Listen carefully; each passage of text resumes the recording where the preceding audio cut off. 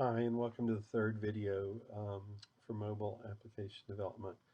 I had this screen up over here with version numbers on it in the last video, but I said I was going to talk to it and I didn't, so I've got it up for now.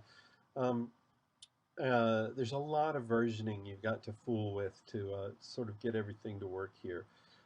You've got to be aware of what version of the Mac OS is installed on the computer you're doing your development work on. We're going to need Mac OS 10.13, which is codenamed High Sierra, or 10.14, which is the newest one at the time I'm making these videos, called Mojave, one or the other of those.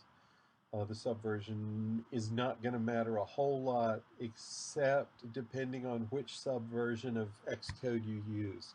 Anything 9.0 is or newer is going to be fine. Though I will ask you to use the Xcode 9.3 format for submitting things. So actually, let's change that to 9.3. Um, that's the format of the project file itself. It's independently of which version of iOS you're compiling for us, but it will matter in terms of whether someone can or can't read the Xcode project that you're sending them. In particular, the TA or myself will need to be able to read the project files you send us. Now, you can generally up convert, but you can't down convert very easily. So um, uh, let's just stick with that standard.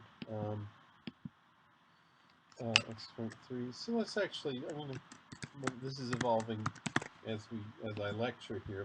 Let's just go with no matter what.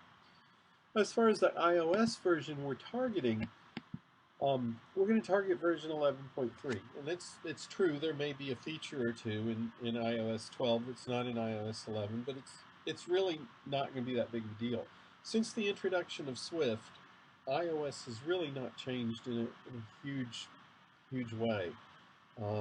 We've gotten a few new versions of the Swift language, but basically things have stayed largely the same. Now, supporting multiple versions is going to become an issue for you in your career as a developer if you pursue mobile application development. The Apple world actually has it a fair amount easier than the Android world, where there are dozens of companies making hundreds of models of phones. You may be you'll have to write code that can support phones that are 4 or 5 years old potentially, and of course new versions will be released throughout the lifetime of your app, and you'll have to adapt your app to support those new versions. And this is kind of it's a big and ongoing job, because most Apple has a new major release every year, we've said, and Android has plenty of new releases as well. To make things easy on us for the course, we're going to specify that we're going to only target iOS 11.3, which is consistent with what's in the book. We're also going to only develop for the iPhone 8 Plus model. And just to sort of, we'll look at some iPad stuff and maybe some things on some of the other phone models, but for the most part, let's stick with iPhone 8 Plus. And I'll show you where you specify what that target is going to be when you're building an app. That's the versioning stuff from last time I wanted to talk about. So let's get back to Xcode itself. We were looking at this screen at the end of the last video, which is, that is, we've got our project navigator here on the left. There's an identity inspector here on the right. I haven't talked about yet the identity of what this thing is inspecting yet. But the thing it's inspecting the identity of is our view controller scene. A scene represents the layout of controls on a single sort of screen of the iPhone. Um, uh, for each view controller, typically you have one view. Things can change dynamically, but the interface builder gives you a way to graphically lay out controls, which are what you call the, uh, the widgets that fill up a view. You'll add those to the view here. Now, there are a couple of things that go with a view controller scene. by default whenever you've got a view. One is the controller code itself. And that is, as we said, in this file, viewcontroller.swift, which we'll get to a little bit later. We're not going to actually have to write a single line of code to make our first Xcode project, but just letting you know it's here.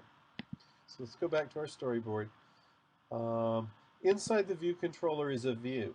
A view is the canvas, if you like. It's a control, that is, it can receive, if you've had 2713, so you sort of know what I'm talking about when I say a control. That is an entity that can respond to events like touches or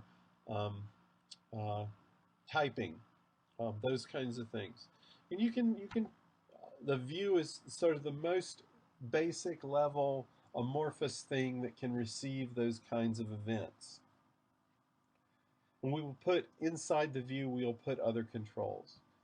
There's also a first responder, which is a piece of code that's going to react whenever an event happens inside the view. And typically it's going to get past it by other things, but there's a piece of code there. And there's code that can, there's a link to things that happen on exit from the view as well. We're not going to fool with those this project. Just want to let you know that they're there. What we've got on the right now, I said there's an identity inspector. There's also another inspector, an attributes inspector. There's and none of these, a help inspector, a size inspector, and a links inspector, none of those are relevant to the view.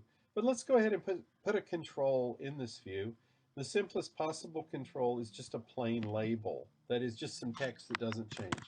So I'm going to type in this search box down here. This lower corner is called the library, and it's where you can select pre-built controls or controls that you define yourself that you want to include in a view in an application. So a label has a variably sized amount of static text, just like it says. So what I want to do is put a label in the middle of this view.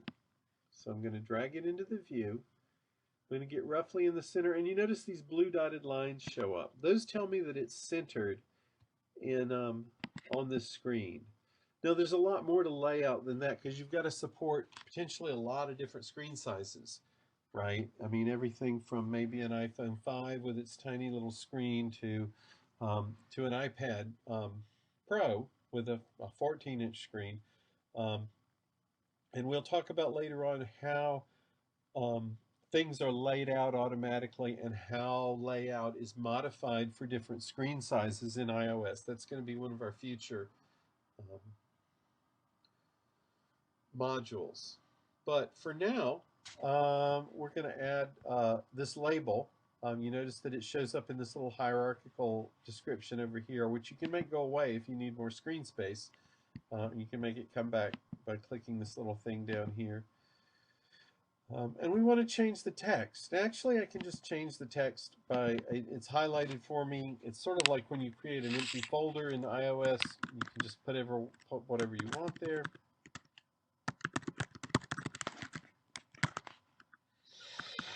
And we'll put hello world and we'll center it. We'll recenter that with the lines, and I want actually the text to be, if I make the box bigger, you can see that the text stays sort of left centered inside the box. You can change that with another inspector.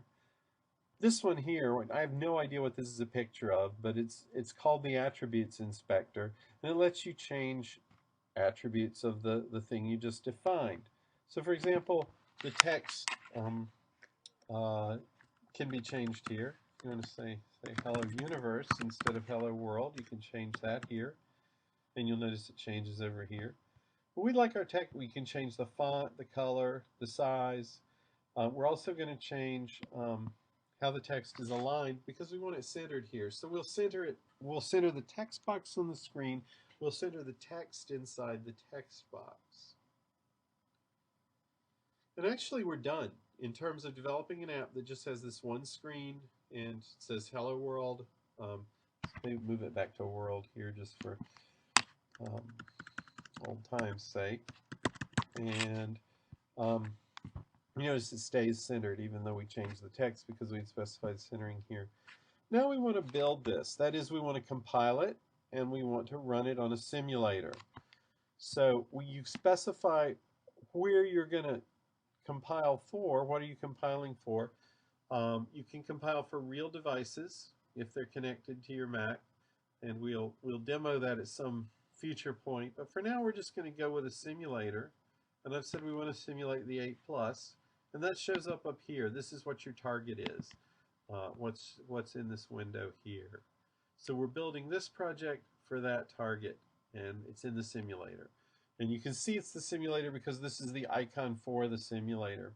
Simulator's not running yet.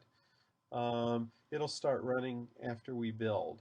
Now we haven't written any code. The only thing we've done to the code is to comment out that little piece of code that I told you is problematic between Xcode 9 and Xcode 10. So I want to show you that it doesn't interfere with compiling the app. Let's go ahead and compile. To compile, we click the play button up here.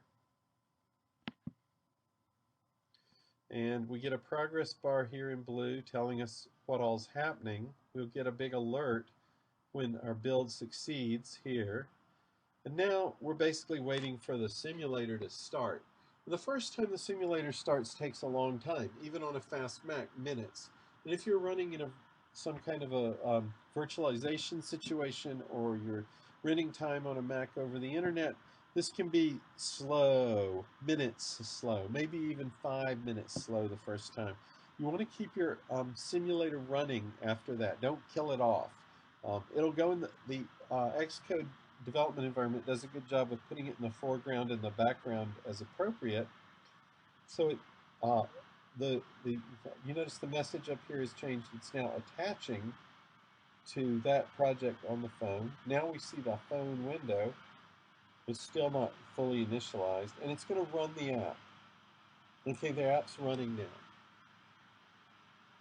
And if we want to terminate the app, we can terminate it the way you normally terminate apps on an iPhone. We click the button, and it goes back to the screen. And you can see here there are various apps installed. I believe this last one, generally the last one, is the one you're just testing. The previous ones you may have compiled and installed on the phone are there. If you want to restart it, you can just click it the way you would by touching it on the phone, and you can rerun it. That's sort of all there is to it. If you're then going to submit, what I'm going to ask you to do in the first programming assignment is to basically just do what I just did, just to verify that the tool chain is working on whatever Mac or service you're using to do exercises for this class, that you can compile a project, zip it, upload it, and we can read it and test it. So when you're done with your testing, you'll click stop up here. And actually we're done. Everything's automatically saved, so you don't actually have to save anything. You can just, but you can, and you can close the project, and the window closes. The simulator keeps running unless you kill it. But let's talk about, so we said that these projects live in the directory we created for our projects. So I want to go to that now. iPhone projects, oops. And the one we just developed was cpsc5333 Hello World Demo. Has this stuff in it. If you cloverleaf click or command click a directory in iOS, I'm sorry, control click, not cloverleaf click, control click, one of your options is going to be to compress that, and it'll make a zip file of everything in that directory. And there's the zip file. This would be the file you would upload to Canvas to turn in that assignment, and everything we need to run your file is going to be in that directory. So that's how you build an application, and that finishes up the videos for this module, and I'll see you in the next video.